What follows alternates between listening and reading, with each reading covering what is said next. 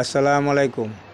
মহান আল্লাহর নূর দেখতে কেমন? পবিত্র কোরআনে মুসা আলাইহিস সালামের ঘটনা থেকে ধারণা পাওয়া যায়, মুসা আলাইহিস সালাম সপরিবারে মাদায়েন হতে মিশর যাওয়ার পথে সিনাই পর্বতের কাছে রাত্র হয়ে যায়। তখন মুসা আলাইহিস সালাম এই গভীর অন্ধকারে আলোর সন্ধান করতেছিল। তিনি অজ্ঞতার সম্মুখের দিকে তাকালে এবং আগুন দেখতে পায়। এরশাদ হচ্ছে, তিনি যখন আগুন দেখলেন তখন তার পরিবারবর্গকে বললেন, তোমরা এখানে থাকো, আমি আগুন দেখছি। সম্ভবত আমি তোমাদের জন্য তাদের কাছ থেকে কিছু অঙ্গার আনতে পারবো, অথবা আমি আগুনের কাছ হইতে আমাদের পথ নির্দেশতা পাব। সূরা তাহা আয়াত 10।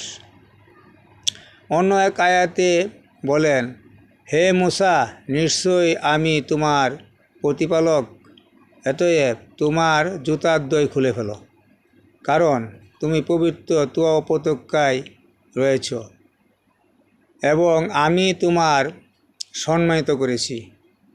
অতএব যা ওহী প্রেরণ করেছি তা মনোযোগের সাথে শ্রবণ করো।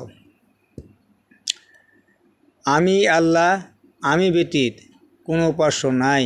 অতএব আমারও ইবাদত করো এবং আমার শরণার্থী সালাত কায়েম করো। সূরা তাহা আয়াত 11 হইতে 14।